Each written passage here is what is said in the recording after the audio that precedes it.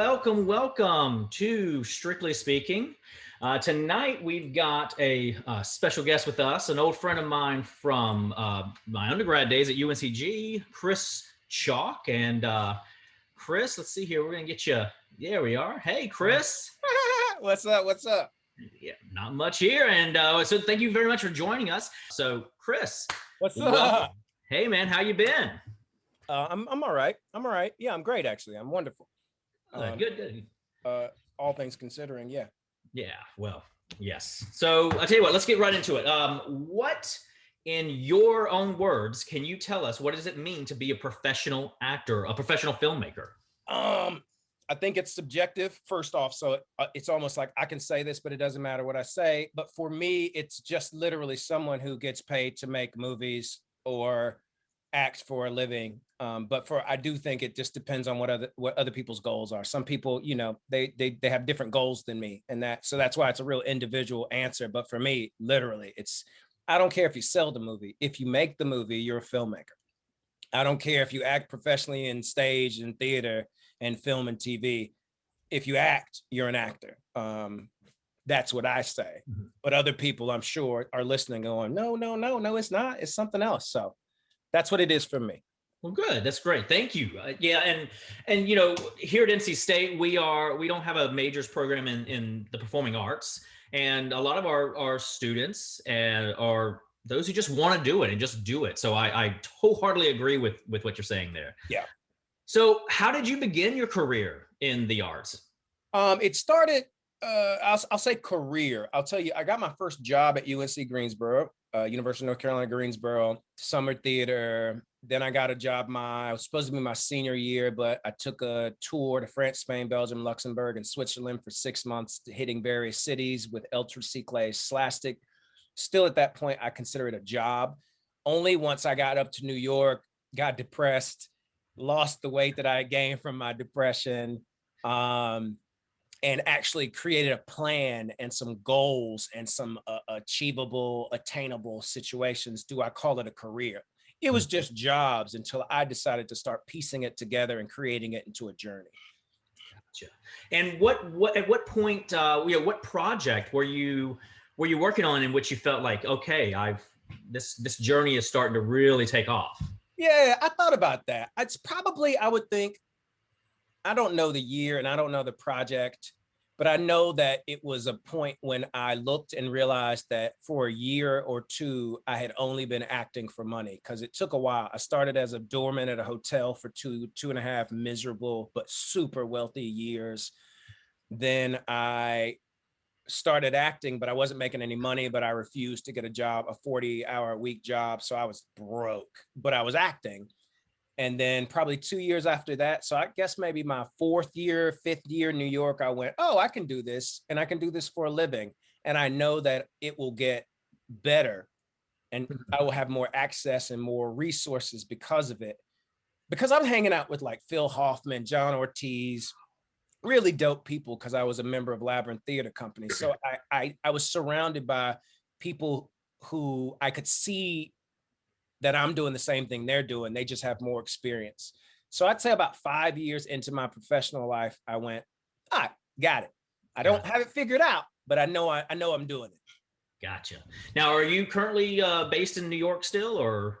We're based kind of everywhere. Yeah. We left California because of the weather. My wife has a oxidative stress condition that the smoke and the just general pollution of Los Angeles aren't good for her. So we left there. We'll go back there for work in May, hopefully. We'll see. Mm-hmm. And I don't like New York personally. I think it's a great place to get all your experience, but I think people who have been there for an extended time who aren't from there. People who are from there are the toughest people ever.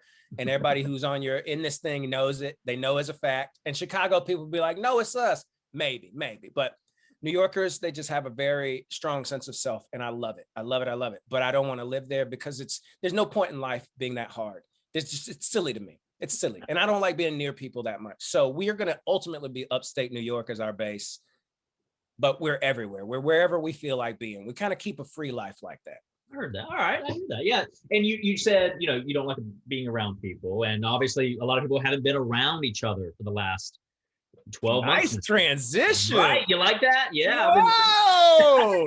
So talk to me about, or talk to us about, what is it like being an actor in the COVID world now, in the last 12 months? It's a lot of delays, cancellations. I was supposed to be doing a movie in Germany. It got canceled. My show got pushed back a year almost. I'm on Perry Mason currently, and it got pushed back a year so far. We'll see when it comes back, which is unheard of. And then most auditions have moved to digital. So it's a lot of Zoom auditions, a lot more self-tapes than ever before, which I think is where the industry was heading anyway, to more digital spaces, because why pay for a big building if you don't have to? Yeah. And I think that's what the Foxes, the Warner Brothers, I think that's what everyone's going to start realizing, especially with the amount of money they lost over last year, that like, why are we paying people so much to just sit in buildings when they can sit in their homes? So I think what it is everything's gone digital, a lot of online things, and I think it will stay that way for the foreseeable future. And then when you get further in like an audition process is when you'll start going in front of human beings. I see. Now, I want to stay on this line of speaking, but I do want to remind everyone, I'm looking around a bit, so I'm looking for your questions. So don't forget to throw some questions out. I don't see one question. So Chris, the audition process, we actually just did our first like real Zoom audition last week, and it was definitely an experience. Yeah. How is it like, how do you prepare for auditioning to a camera like this as opposed to in front of a person? What have you changed? I don't change anything because I don't know. It's my job, man. It's like my job is to audition. And so like, it's just a different, because self-taping has been in here for a long time now, which means you just set up your camera, you record it yourself, you do everything on your own terms, and it's essentially the same thing. I've already got the lighting gear I need, I've already got the better cameras, I've already got the angles. So if I did not have that skill set, that would be the challenge, learning how to like, what is my angle? I can't look dead at the lens because then I can't, it's just weird micro adjustments, but ultimately it's the same preparation. You build a character, you offer them, you drop the mic for them. If they like it, they like it. If they don't, who cares? Like, not everybody has to like me. Yeah, no. And not everybody does. Well, I do. So I'm glad we're in good company. So if you can give one piece of advice about auditioning, about recording an audition or doing a Zoom audition, what would that one piece of advice for auditions be? I feel unlimited, so I'm going to give more than one. All right, go for it. Buy at least one very nice looking top. I don't care if you can afford it, do it. The better you look, the easier it is for everybody. I just made a film and people sent me in auditions, and anybody who looked like schlubby, I was just like, you don't care enough. It's like an unconscious, it's not even like a conscious choice. It's such a visual art form that like, look good. And whatever your version of good is, I'm not telling you to fit in certain body images. I'm not telling you to fit in certain archetypes. I'm saying look and feel as confident as humanly possible, and light yourself. My goodness, lighting. That's it. Awesome. Obviously learn the lines and do your job. Well, there's that. Yes. Yeah, that's the main thing. Be good at the job. All right. Well, let's see here.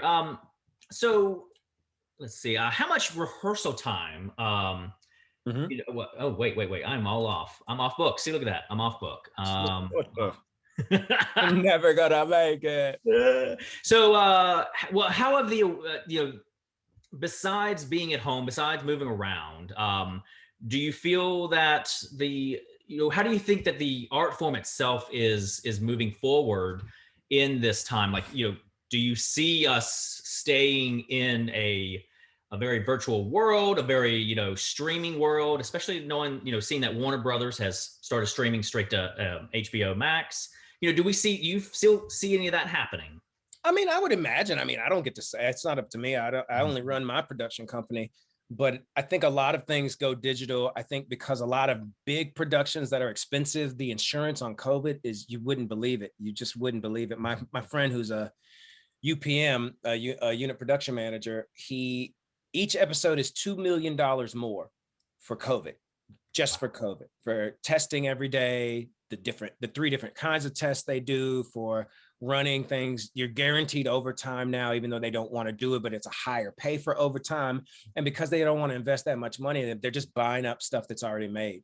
It's like I made my movie at the right time because now I've got distributors contacting me and like because they need content to fill up the glorious hole of trash that is Netflix or Amazon. My God, they'll just take anything. So anybody out there who wants to make a movie, just do it. Like learn even the basics. They will likely buy it. You've seen Amazon. You've seen how bad some of that stuff is. Like, no, your stuff isn't going to be like the $10 million stuff, but like you have seen stuff where you're like, but they didn't like that scene. Like it's that should give you confidence to do this. You might not be the best at it, but who cares if they're paying you? Who cares? The best is overrated. Awesome. So, hey, we got a couple of questions coming in already. Both I don't see any. Oh, there we go. 3 of them. Yeah, make sure you hit that. Oh, I'm in the wrong spot. Damn it. Sorry. Oh, got 4. So I like this one right here. What does a day in the life of Chris look like pre-COVID? Okay, so this is actually one of your questions. So I love that question. It's the same. I have what the blessing of being an actor for me, and everybody does it differently. There's like as many people as are successful in this, that's how many journeys there are. It's the weirdest industry. Somebody can come off the street and become famous and rich, and I can be frustrated. I wouldn't be frustrated because I understand it now. But for me, I do a lot of daily practices. I try to do what I want to do every day. I've been blessed with creating a life where I do that for years now, maybe 10 years. And so, but that is coupled with like, I write every day. I play my ukulele every day. I practice my Japanese every day. It's a series of practices that I have implemented that help me stay focused, stay grounded. A lot of meditation, a lot of chanting. Peloton now is part of my day because the gym and jujitsu is out. I don't even know. I can't fathom going back to jujitsu, but that's what I used to do. Yeah. My body likes me better because I'm not doing it, but I miss fighting so much. Yeah. A lot of touching though. So exactly. My brain can't even I can't even imagine. I can't imagine. That close, yeah. People sweating in your mouth, bro. Like it's awful. And so now I'm like, no, I can't, I won't do that. And so we're doing pre-COVID. And so it's literally, I just have a series of practices of things I do that bring me joy, and I do them every day. And that was before COVID. And it's still they've advanced. I meditate longer because I want to be better in control to my reactions to the stressors of the world. Excuse me. So sorry. I light a fire now that I'm in North Carolina, because it's effing cold. It is. It has been. Oh my gosh. But like that's a typical day. And then if I'm working on something that I'm creating, I'll dedicate hours to that. My wife is writing a short film, so we look at that. We just did Sundance Film Festival. So the last thing was we just watched. So I think we watched 38 films in 6 days. Wow. And 12 shorts. So that was just to learn, to experience. And then by the last day, honestly, who wants to watch another movie ever again? But we do things like that, but that's kind of like we crafted the life we want to live, and that's what we live. And that's the freedom of doing it the way I do it. I treat it like a blue collar job, but I also have a lot of spirituality in what I do daily. So that's my day of the life. And now I'm getting ready to start learning my Canon C70 and my new lenses so that we can start shooting the shorts. It changes a lot. I do what I want to do every day. I mean that. I do. That's great.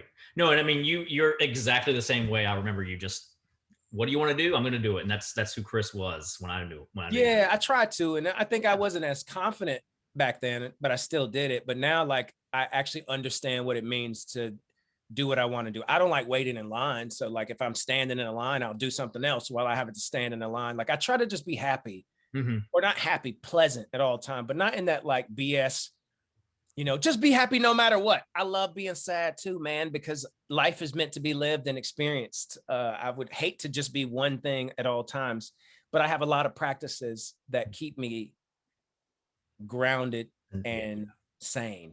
Yeah. Well, we've got some more questions coming up. Shucks. Let's start from the beginning. It seems like when this might take us back. When did you know you wanted to act or be a filmmaker professionally? Wow. I was very poor growing up, very bathing outside in a tub because our water was out and our heat was off. in a 10, like one of those 10 tubs. Mhm. Like we were poor. I don't think I realized how poor I was until just this Christmas when I went home. And unfortunately, my mom's a little depressed, but she's retired. So her money's gotten constricted. And I went, oh my God, this is how we used to live. Wow. I just forgot. Because I don't judge it, I just displaced it. So I wasn't, most of my life was survival is what I'm getting to. So I was acting, but I didn't understand. We weren't incredibly educated because of slavery. Like our family being so lower class and so uneducated, it's that makes us just as a family closer to the travesties of slavery. You know what I mean? And the more educated you get, and the more privilege, and the more money, and the more just spiritual growth you have, the further away you are from the traumas of that experience. We weren't as far away. It blows my mind too. I'm not old, man. It Yeah. blows my mind when you really think about it. So what that means is I was just kind of going along with the flow. Like somebody would tell me to do something. If it felt good, I'd do it. Somebody tell me to do something, I'd always smile to make people feel better, whether I wanted to or not. It was just survival mechanisms until I was like, I knew I was going to act for a living, but I didn't take action in doing it and take ownership of and responsibility for it until I was like 25. But Mhm. I thought I wanted to do. I majored in BFA in acting, and I didn't even know what that really meant. Like I watched TV and didn't understand that that was a job. Gotcha. Yeah. Um, but I was also raising a nephew since I was 11. I was also raped at 7 years old. Like there are experiences that, and I don't mind saying it because obviously I just said it, but there were experiences that limited my growth and my maturity because I was surviving the experience that I was having. Mhm. Uh, and so once I healed from all of that stuff and started to just take control of my life, is when I chose to be an actor, which is so late in life, like 25. But I kind of thought I would be one in college. I Yeah. never thought I couldn't, but I never knew what it meant to be one. So, like when people work with me, I'm a coach. When people work with me and they say they want to be an actor, that doesn't mean anything. It Mhm. means you haven't done research as to what acting means. Because now that I realize how vast my acting training, the many ways I can make money on my training are Mhm. mind blowing. But I would have never known that because I barely knew that like the Cosby Show was a TV show. Like my brain couldn't connect certain things. And that was a long ass answer. Well, let's continue with this. We have another question. How hard was it to make it in the film industry as a black man? Um, Hard is subjective. Hmm. Like we know we live in America. We know it's a racist nation, racist, homophobic, sexist nation. And I think the people who have already been adjusting their entire life for that experience, it ain't as hard as like, because it's my entire journey until I realized it was making people feel comfortable so I didn't get killed or I didn't get cursed out or I didn't lose place in class or I didn't get shot or the man who put a shotgun to my head didn't pull the trigger. Like I learned how to manipulate human beings, particularly white people, so that I could, but that's not a life. That's Yeah. adjusting to experience. So it wasn't hard because my survival mechanisms were elite by the time I was well, now they're elite. Sorry, they were really good. Even by the Mhm. time I was 15, I knew how to navigate people and be safe. But that's not living life. You know what I mean? So it wasn't hard. I know that doesn't really answer the question. It wasn't hard for me because I love it. Yeah. I don't think you should do anything that is hard. And that doesn't mean it's not work. I work my ass off. I love it. I work like a blue collar worker. I treat acting like, man, like it's a construction job. I Yeah. love working on characters. I love working on scripts. I love watching movies. For God's sake, I just watched so many and I just every time I was eating it up. So like I just do what I love. So it's not hard. It's definitely challenging to understand how every system works. But I think everybody here who is doing something different realize is starting to go, oh my God, it's so intricate to be a lawyer. It's so intricate to be a dentist. It's so intricate to be a financial analyst. Like it's not harder than it seems. It's just more information than we were given when we were little kids talking about, I want to be an astronaut. No, you don't. You know how You hard don't that even know what that is? is. Yeah. Yeah, like, so I wouldn't say it's hard. It's a lot of work.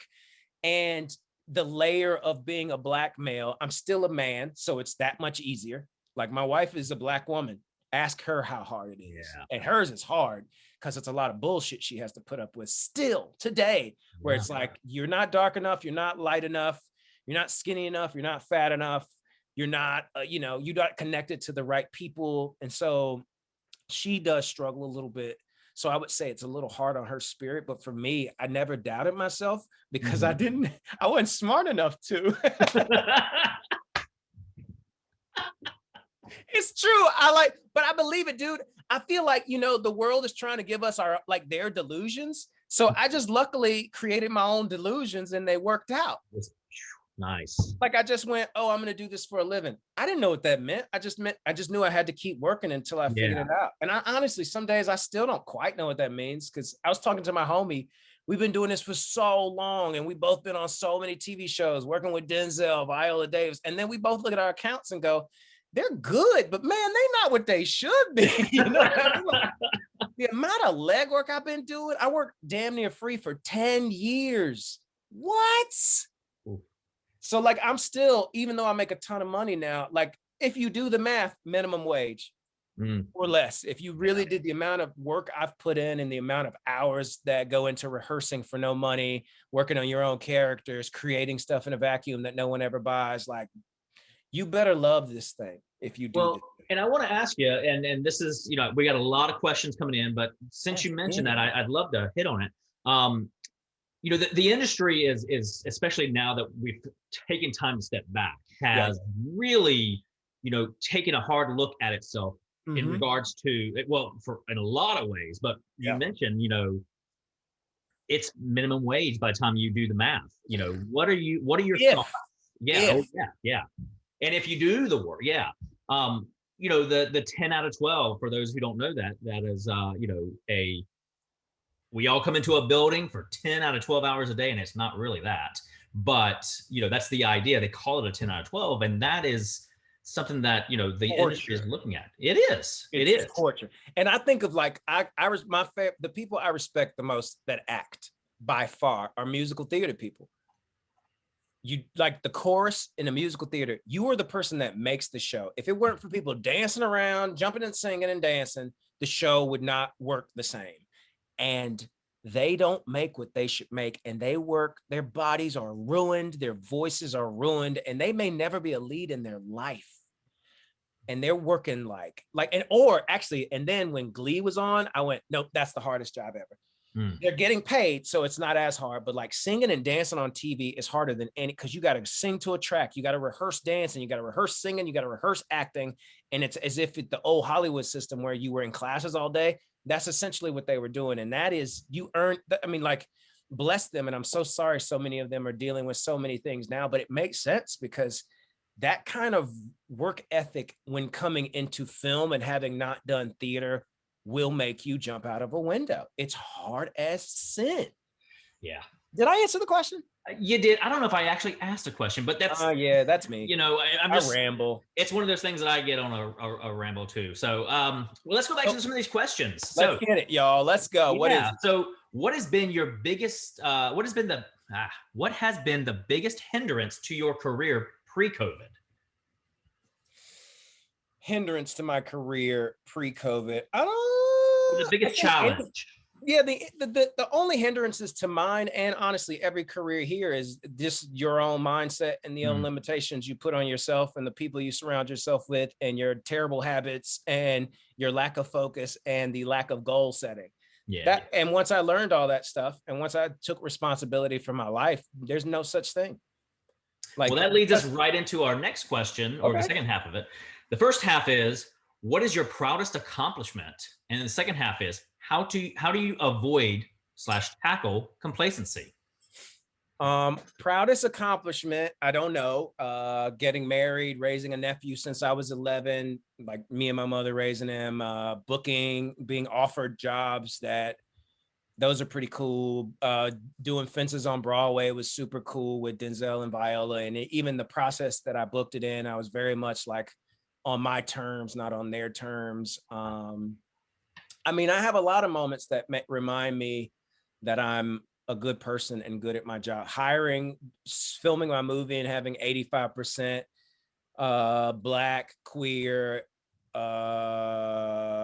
differently abled people working in front of behind the camera, because that's the whole point of what I'm doing. Like to see me do the things I say I'm doing, to realize I'm not full of shit, really, is what makes me happy. Proud, I'm not a big pride person. It's a weird word for me, but those are things that remind me that I have a purpose and I'm serving it.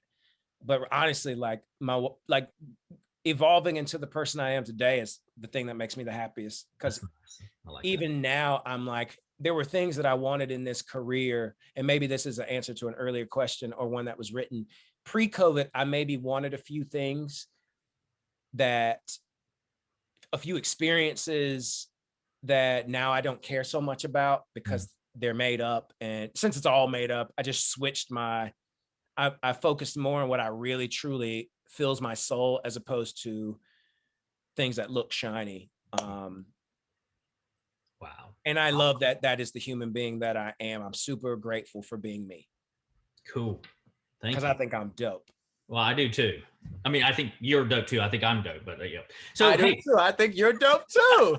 so what's your best memory then from your acting career? There's so many. Oh gosh, I hate when there's not a lot of time.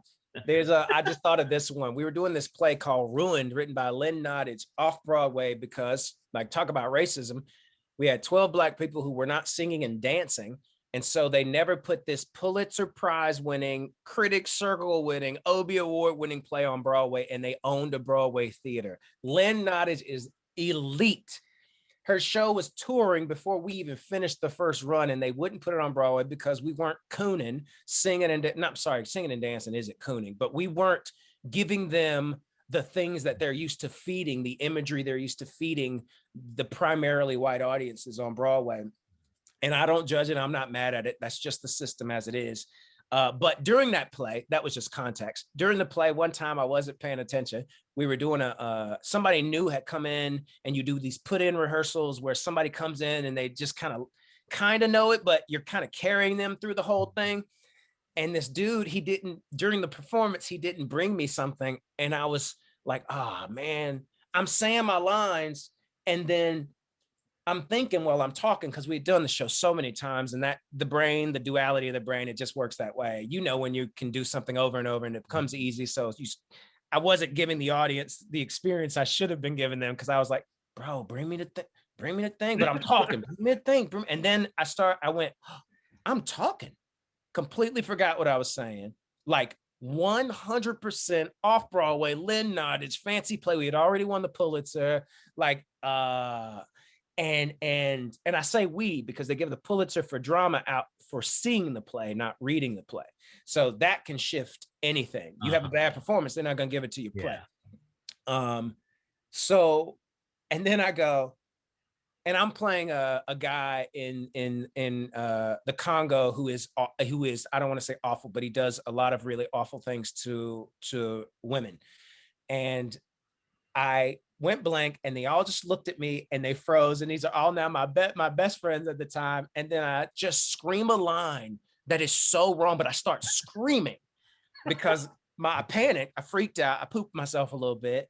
And then there's another guy, Tom Martirosian. He's like this 68-year-old guy, so charming and clever, but he's not there. He's old. So he didn't notice that I messed up. He didn't notice half the people were laughing, and he took his monologue so slow. And I am actively laughing, like actively, like shaking. And then Portia was an incredible actress. I'm supposed to leave, and she, because she's mad at me for making them laugh, drags me to her side of the stage. And so that she's like, no, you're not going to get off this stage after you did this. So I ended up like pulling away, knocking the set over, going off stage, falling, laughing my ass off, getting in trouble with production. And it's one of my favorite memories of all time, because like nothing happened. Everybody saw that play and thought, oh my God, that scene was so great. And so it's also just a nice lesson of like mistakes happen, and like regular people, they would never know. They don't know. They'll never know. Yep. I mean, we say all the time, the audience doesn't have a script, They're idiots. They don't know. They're just there they know if they like it or if they don't. Well, not y'all out there. Y'all are great. Everyone here. Well, maybe. Well, let's see here. We got some more questions, and let's switch gears a bit to to filmmaking and producing. We got a question about what is the most rewarding thing about being an actor and a producer?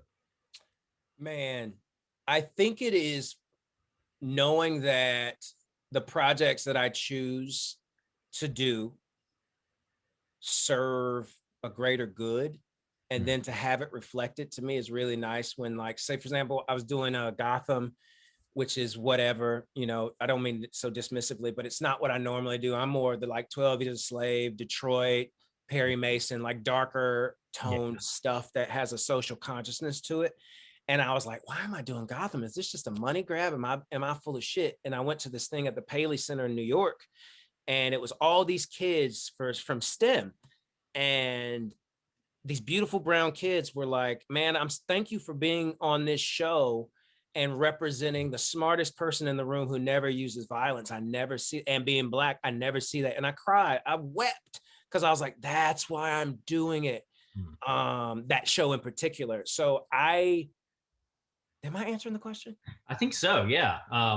Yeah. No, keep going. Keep going. Keep talking. And Beautiful. so just being in service of a something beyond myself, which I honestly, I don't know that I knew that would be something that I do or did. Like, our whole production company's purpose is to employ and tell stories from underserved communities, which essentially just means not straight white men. Just because they run the industry, they got it. Y'all figured it out. Y'all won, and your stuff is really good. We got to catch up. And so I think knowing that everything that I'm doing is aligning with that is dope, but I don't remember the question anymore. It was your let's see, it was from Jackson Crocker had asked, what was your most rewarding thing about being an actor? That's what's reward. That to me is the most rewarding thing, is employing people. Oh gosh, when you start hiring people, and you all, if you haven't, it's just feeding people. Well, I like what you said. The taking work and seeing it reflected back. I like Yeah, that. That's really yeah. cool. It's really Um, nice. It's really nice. And I like getting paid too. That's cool. oh, there's that. We had another anonymous attendee. What's the first steps to producing shows for, they say, Amazon and Netflix? I like the anonymous attendee. They're like, I don't want you to know my name. That's none of your business. Um, the steps to producing, what are the first steps? You got to know your product. You have to know it's so many. What I'll tell you to do is, that's going to be impossible. There's a book on marketing. It's impossible. I just took this class at UCLA. It's marketing and distribution class, online. Incredible class. Everybody should take a marketing and distribution class. No matter what you do, you need to understand business. You need to understand marketing, because that's essentially our jobs now in this Instagram highly social era. And I think the devices are preventing us from having skill sets that we used to get when I was coming up, like interacting with a human and not being kind of a dick. I think being able to comment anonymously, no offense to the anonymous questions, that's not what I mean, but I think the insecurity that's created makes people not able to deal with face to faces. Mhm. So first step would be get used to being in front of people, learn how to pitch, learn how to develop your projects, learn your audience, your genre, your themes, have all that stuff clear, and pick stuff that you're inspired to do, especially if you're a documentary filmmaker, because you'll be working on it for years. Mm. My film Farewell, we didn't work on them for a year. Well, we have at this point, but we wrote it and shot it in 8 months. But that's because that's all the time I had, and that was the experiment I was doing. I have friends who've taken 5 years to get their Wow. feature done if you do it yourself. And then if you have other entities, it can be way faster, but it can be significantly longer, because you've got so many more opinions and voices and re-edits. And so I think picking project, knowing what projects you want to pick, knowing the tone that Amazon and Netflix like, knowing, finding the people who to pitch to there, and hiring a whole team of people who know way more than you, so you don't have to learn all that stuff yourself. In fact, there's a packet going around right now, a Netflix pitching packet. They just sent it out. They literally told you how to pitch to them. Wow. It's a Netflix produced pitching packet, and they say do it this way, and then you have the best shot with us. Like, Wow. and also use Google. Honestly, Yes, with honestly, everything. Google's the best thing in the world. It is. It's these kids are so stinking lucky, man. Like Google, it's like, oh, I don't know how to do that. Now I know how. Got Yep. it. Yeah. Um, Wow. Yeah. And I mean, it sounds like a lot of, to just distill what you just said is it's just trust. Trust the people who want you, who you're pitching to, trust that they know what they want, and trust the people that you work with that they know their skill set. And yeah, and also like just take the responsibility. My main theme tonight, period, no matter what you're gonna do with your life, you got to take personal responsibility, man. Like you have to. Nobody cares about you. And I don't mean that in a mean way. I mean that in a freeing way. Literally, the only person who actually cares about you is you. So, like, be your biggest fan and learn what you know you need to learn. Stop doing stuff you know you don't need to do. It just, and I don't mean it as a judgment. I don't want you to shame yourself or disrespect yourself. I want you to love yourself. Like, but you know, if you are a mean person, you know, if you talk too much shit, you know, if you don't study enough, you know, if you know that there are things you're doing that do not serve your greatest good. Mm. Slowly, you know, I weaned myself off of some things, like say video games. I love video games. And only when I realized how much more productive I could be and how much more money I could make once I had learned everything I needed to learn from video games. I think there's actually a lot to learn from video games, problem solving in particular. But eventually it's a time suck. Yeah. Eventually it's like, oh, I can, if I'm spending 8 hours playing a video game and 2 hours working on my lines, then I'm a professional video game player. I'm not an actor. Mm-hmm. You know what I mean? So it's just to take the personal responsibility is everything. And that's typically how people win. They go, oh, this is what I do. This is what I want to do. And so I'm fully committed to that. No matter what anybody thinks, says, or feels, this is what I'm doing. And I went way off topic. No, it's all good. This is what this is about. It's about talking. We're just speaking, strictly speaking. We're strictly speaking. There it is. So, hey, Ryan asks, I have a script reading coming up. What are ways that you get into character, or do you your best to portray that character? I have a lot of training as an actor, and there are many, it's too long, my process, but I have a whole process for developing characters that I do for no matter what. Except I don't do it for books on tape. That's not as important for me to do it then. Excuse me. So yeah, developing characters in my process. I know you asked how, and I use the process I learned in college, Sure. which is essentially get to know the character as well as I know myself through various exercises, because I think that's the easiest way to then be the character, is to give them as much life as I have. I think that's the answer I can give. Well, you were mentioning you had just watched a week's worth of films. Molly Reed is asking, what is your favorite show to watch and to perform? Currently, Perry Mason's my favorite. And if you haven't watched it, you really should. It's a little slow for this current generation, but it deals weirdly. It's 1930, and we're talking about the same stuff. Oh, we need to grow up. But but we're doing it at such a distance that it's not so hard on the heart. Because I feel like anything I've watched that's hella like current, which we just did, it's too hard to watch because we're still dealing with it. Yeah. But Perry Mason, it's 1930s. You can kind of look back and reflect and learn and know it's not happening right now. So I really enjoy that show, and it's so beautiful, and it's everybody in it is dope. Everybody in it is dope. Like, they have worked so much. I've learned so much from these people, the directing, the cinematography. It's just a beautiful piece. And I'm so happy. You know what I mean? It's sad, but I'm so happy to be in a show that I should have been in 10 years ago. You know, when you see these shows that are doing period pieces, how many Black people do you see in period pieces that aren't slaves? And I love slave movies personally, because I think, you know, we have to tell our history in order to not repeat it.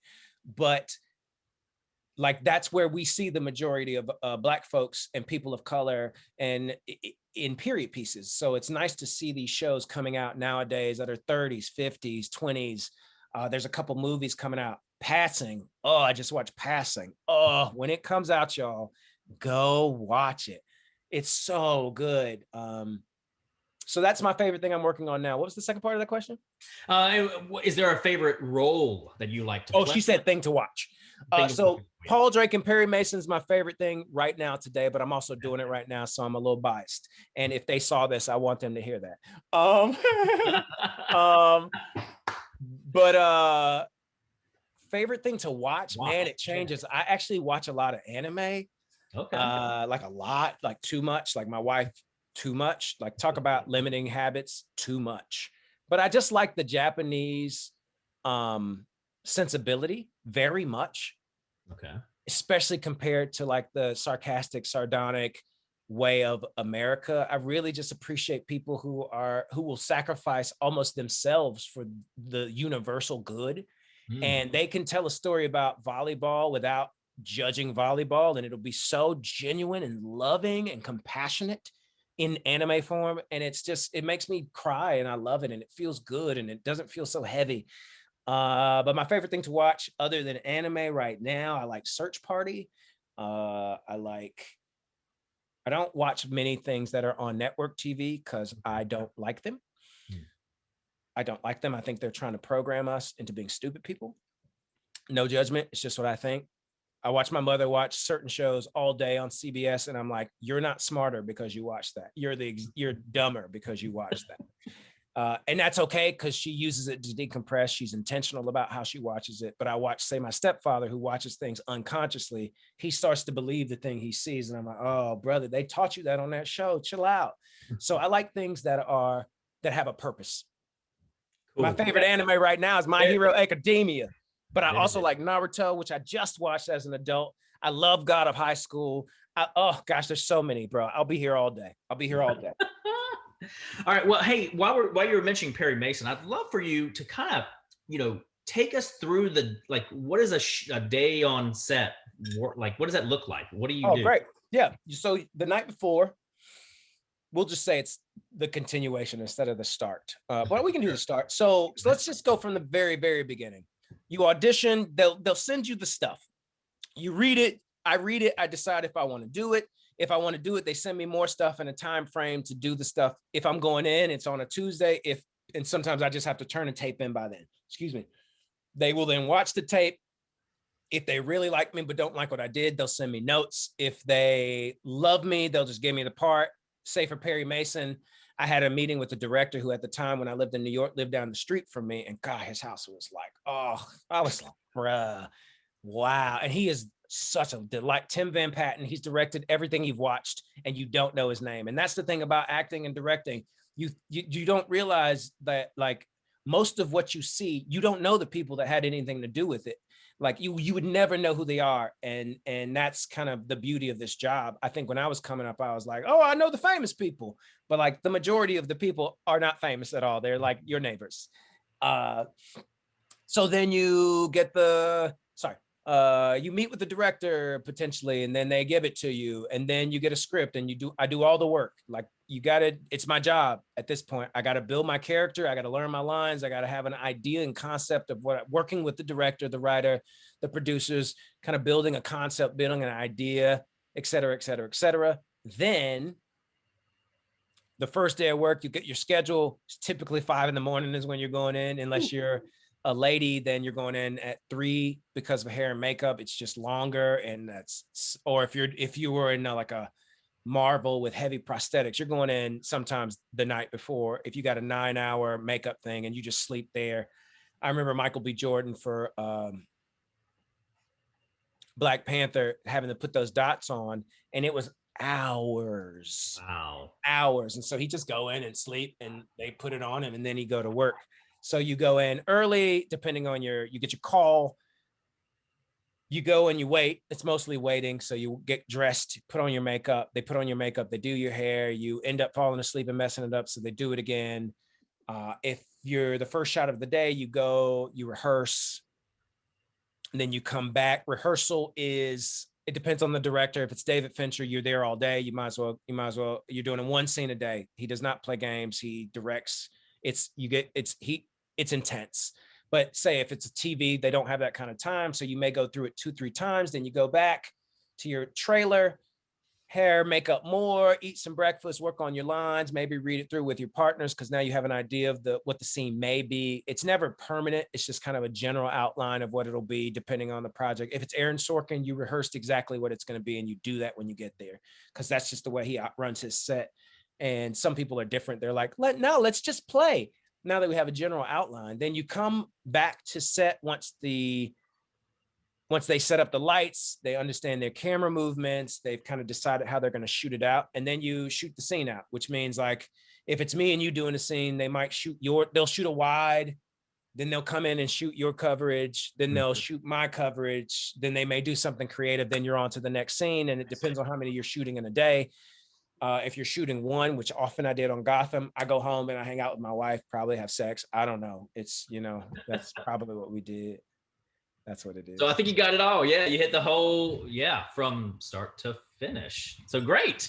Hey, okay, we do have one more question about anime. Mm-hmm. What is your favorite? I know you listed a lot, but do you have you know what else I watched recently? Your Lie in April, which again, if anybody thinks anime is just like some BS cartoons, bro, it's about a girl with cancer. It's intense stuff, man. And it's so good. It's just so good. And it offers such a different, that's why I love watching foreign films and just things that are not American, because it reminds me and the people that watch it that like, even though we're brainwashed in the bit, like we're the only people on earth, we're not. And there are other ways to tell stories, which ultimately gives people advantages in how they tell stories. Having watched 38 films in this many days and that many shorts, people from different cultures tell stories different ways, which gives each of us as artists different ways to tell stories. All I did was go, oh, I don't have to follow those rules.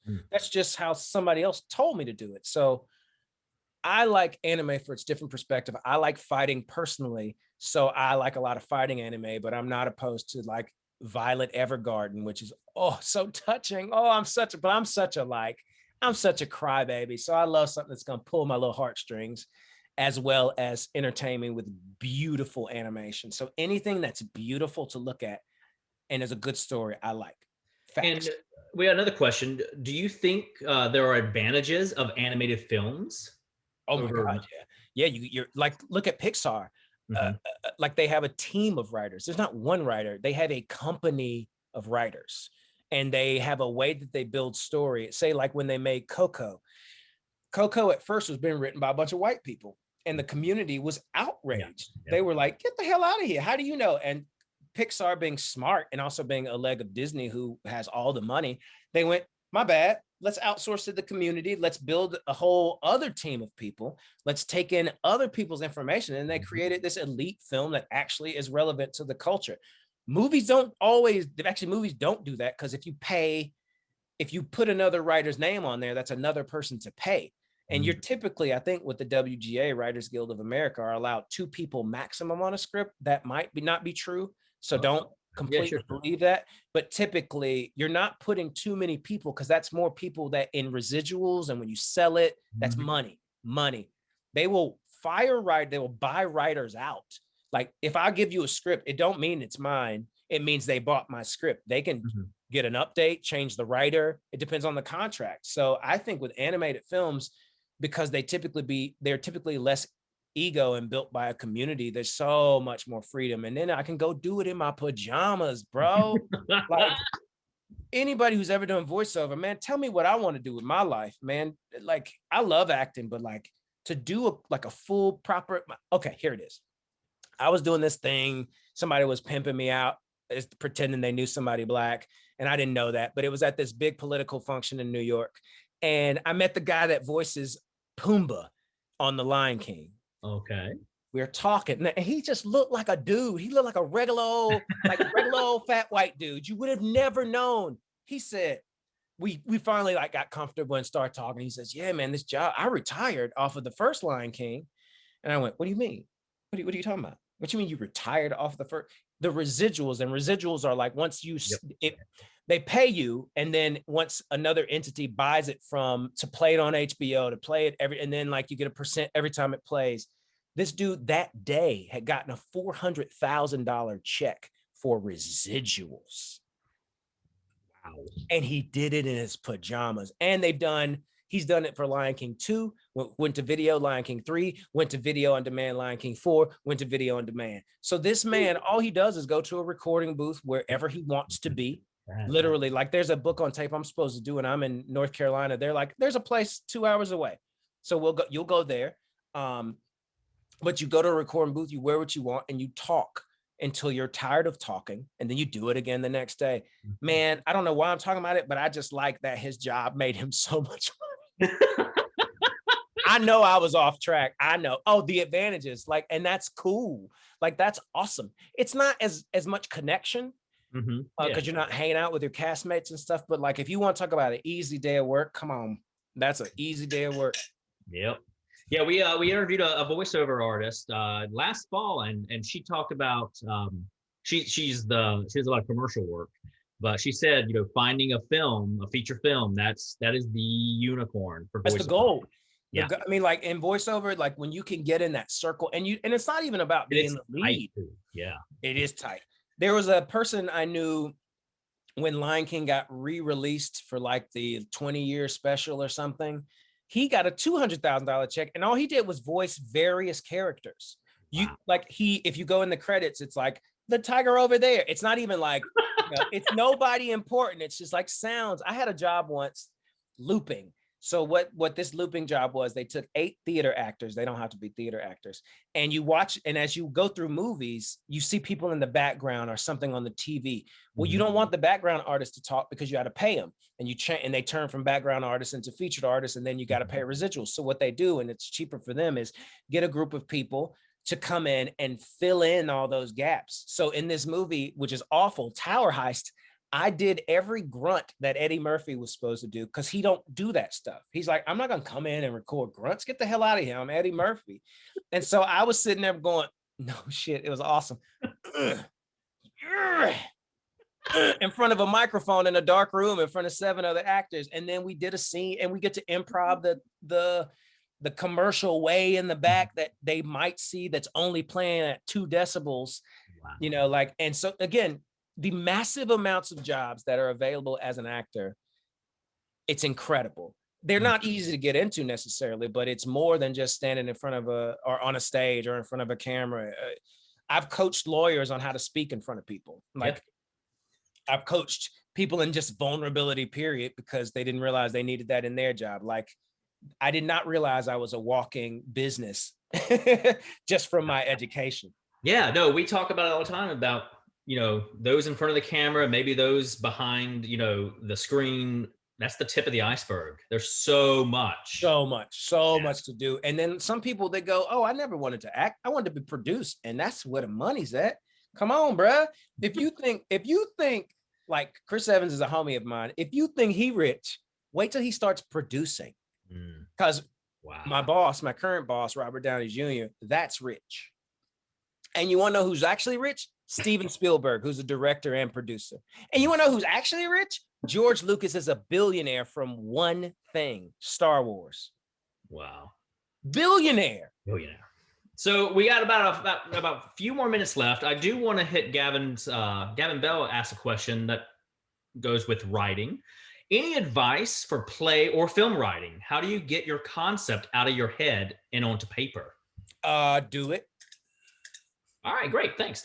No, but what I mean is like what you're probably doing, Gavin, is you're looking for a right or wrong way to do it.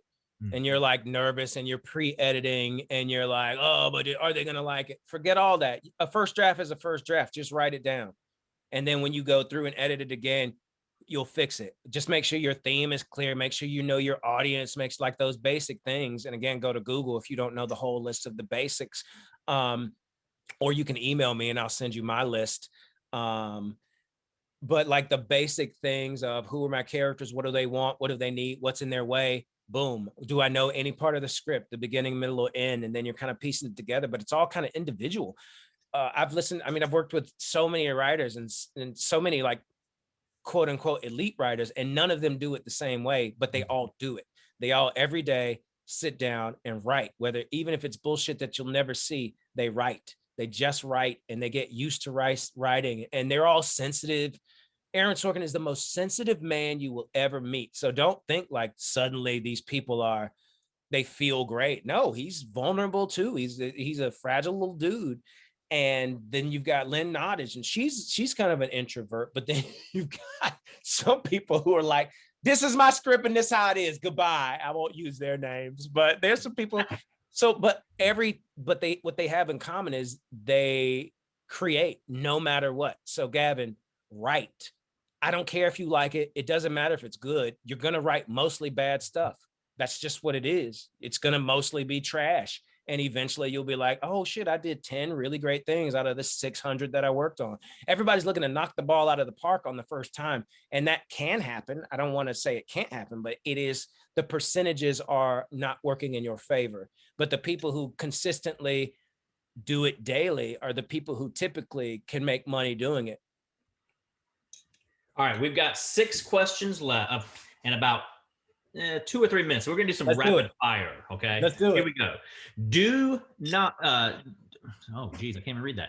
Is there anything you had to do as an actor that made you feel uncomfortable? I don't do things that make me feel uncomfortable. There were 2 things I passed on because I thought it was making fun of Black people, and one thing where I thought it was making fun of women in a way that I wasn't comfortable with. So I don't even, like, if I see that in the script, and they did really well. They did really well. They did really well, but I didn't regret it because I'm more important than any project. There it is. So I typically don't even do stuff that makes me feel uncomfortable. All right. Does the lack of people around you when performing through Zoom or any other, video, affect your energy on acting? No, because I'm a I didn't answer a question earlier about complacency. I don't have that because I know what I want to do for a living and I love doing it. And I've crafted my life, and you have this power too. I just make my day into what I want it to be. Mm-hmm. Even if there's stuff that doesn't feel fun to do, like I do it in a way that makes me happy. So because I'm so healthy emotionally and spiritually, I just love this stuff, and I don't mind not having people, and I don't mind having people. It's just a different energy. It's just a different way of doing it. I do miss my friends and I miss hugs, but it doesn't change my acting. Everything I do in life makes my acting better. That's the answer. There it is. Do you watch any professional sports? I don't watch football because I think it's a racist institution that takes advantage of young people.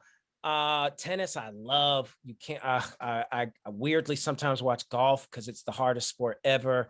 I love basketball, but I can't sit down for 4 hours and watch anything. Jiu-jitsu is my favorite sport of all time, but that's because I do it. MMA I watch, but it's starting to, without the audience there, I'm hearing too much of the violence, so it's a little bit tough on my spirit. And I like any competition of any kind because I love to see people struggle to win. So if the Olympics are on, and I hate they weren't, I'll watch anything. All right. And have you seen Afro Samurai? Heck yeah. Excellent film. Awesome. Let's see here. How beneficial was your schooling? If you had not gone to acting school, do you think you would be in the position you are today? Great question. Great question. Okay. Truth is, no, I wouldn't be where I'm at, but school did not teach me everything that I needed to know, but I did not take responsibility for myself and force school to teach me what I needed to know. Meaning, if I say I'm going to be an actor and I'm going to just sit around and wait for a teacher to tell me everything about acting, that's not fair to the teacher, and that's not fair to myself. Like, there was a girl, Jamie Dunn, who, when she was a junior in college, she started to bring in questions because she started to go, oh, they don't actually know who the producers for this stuff is. I do, but I can then ask my teacher and equip them with this new thing that's a blind spot. So I wish that I had done more personal work, like figured out what my industry was, figured out, I think they should have told me to too, but whatever. I went where I went. But I didn't take advantage of school enough to really give a fair answer to that question. I learned enough to be where I'm at today. And if I had taken advantage of it more, it would have been better. And I would have probably gone to a different school, honestly, like a school that had greater connections, a school that had like Juilliard, NYU, these places that, excuse me, I'm sorry, my boss is texting me. Not now. So sorry. Gotcha. And yeah. So no, I think my school failed me, especially as a Black person, quite a bit. But I think that's school is not meant to give you everything. it's the place where I feel like we have to learn how to take responsibility and get stuff ourselves. I think it's a hard transition because we're used to being spoon fed from high school and the schools before that. And we think sometimes college is going to do that. The people who, like me, some of you all you knew from jump that this is going to be y'all's thing, but I didn't. And so I wish I had exploited them more and forced them to learn more, and forced them to teach me more, because they had me learning an Irish accent. For what? For what? In what world is my black ass gonna be using an Irish accent for money? It's never gonna happen. And why didn't the white folk get to learn a Nigerian accent? Like, Yep. it's just racist foundations. So like, no, and I don't think it serves.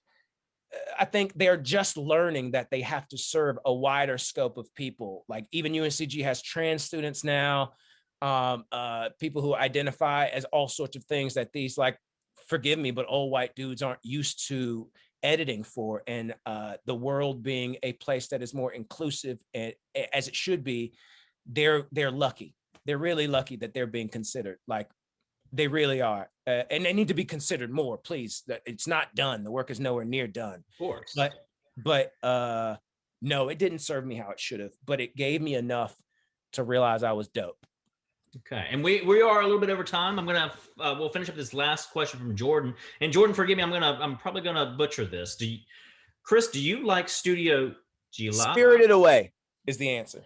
Okay, there it is. Spirited Away, and there are better ones, but that one just came at a time that touched my spirit in a certain way. It's so good. It's such a good film. Okay. And I bet Jordan is going, that's kind of a bullshit answer, and that's an easy answer, but it's true. It's my current favorite. All right. Well, that is it for tonight. I do want to say, Chris has graciously said that he is going to provide an hour of coaching for someone. So we're going to do a random picking from our students. So we do have some people on here that are non-students. So we're going to follow up with that tomorrow once we get the information in and connect you with Chris. And what it'll be is Josh is going to pick the person, and I coach people on life, but and acting, and it'll be essentially helping someone refine what they want, and how to attack it in the best way with their skill set. So the responsibility will be for you to kind of understand where your blind spots are, some things you want to work on, and then from there we can build a kind of a 1 hour itinerary. Yeah. So Chris, thank you, man. It's so great to see you. And I hope everyone here enjoyed hearing from Chris and hearing what he had to say. I wish we had more time, because I feel like we would have sat here for another hour and a half just talking. I talk too much. Yes, we will. Well, no, I'm here to listen a lot, so too much. So yeah, thank you again, Chris. We'll see you later. Take care. Thank you so much. All right.